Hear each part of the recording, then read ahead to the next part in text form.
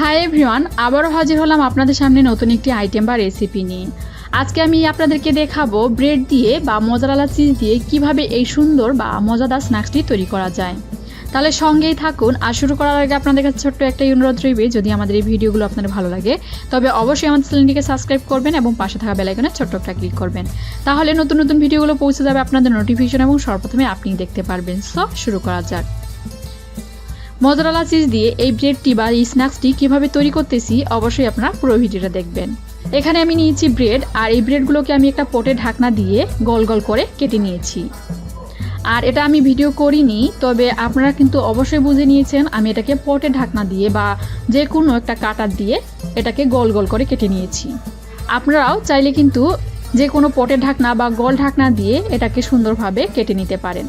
নিয়েছি mozzarella cheese, আর এই mozzarella cheese কিভাবে বাসায় তৈরি করা যায় বা কিভাবে তৈরি করা যায় তার একটি ভিডিও অলরেডি আমার চ্যানেলে আছে, সেখান থেকে আপনারা অনায়াসে দেখে আসতে পারেন।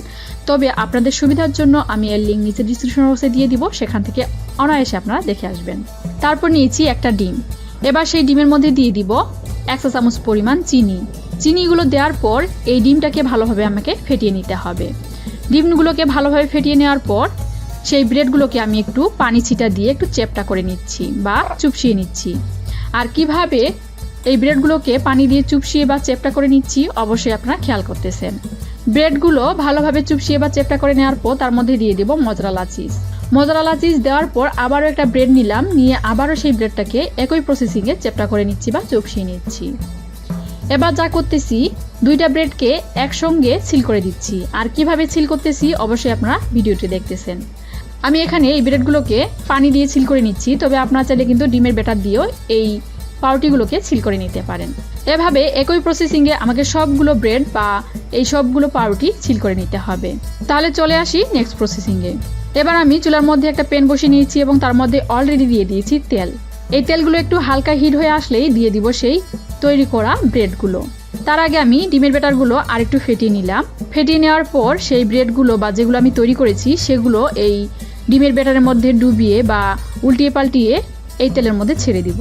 আর কিভাবে ডিমের ব্যাটারের মধ্যে এই উপকরণগুলো ডুবিয়ে তেলের মধ্যে ছেড়ে দিচ্ছি অবশ্যই আপনারা খেয়াল করতেছেন। তারপর আলতো হাতে এই উপকরণগুলো উল্টিয়ে পাল্টিয়ে মচমচা করে ভেজে নিতে হবে। মচমচা করে ভেজে নিলাম বা অনেকটাই লালচে কালার হয়ে এসেছে এই ব্রেডগুলো। এবার তুলে রেখে দিব। দেখলেন তো কত সহজেই এই মজাদার স্ন্যাক্সটি তৈরি করা যায়। অবশ্যই একবার হলো ট্রাই করে দেখবেন। আর আমি আপনাদেরকে দেখাই এই ব্রেডের মধ্যে যে চিজগুলো আছে সেগুলো কত সুন্দরভাবে গলে গেছে এবং কত সুন্দর লাগতেছে। দেখেন এই ব্রেডটাকে কত সুন্দর লাগতেছে এবং কত ইয়াম্মি হয়েছে এই ব্রেডগুলো। আর দেখেন ভিতরের চিজটা কত সুন্দর রাবারের মতো বাড়তেছে। তাহলে কেমন লাগলো আজকের এই ভিডিও অবশ্যই কমেন্টস করে জানাবেন এবং আমাদেরকে উৎসাহিত করবেন। আজকের মতো বিদায় নিচ্ছি। ভালো থাকবেন, সুস্থ থাকবেন। ধন্যবাদ।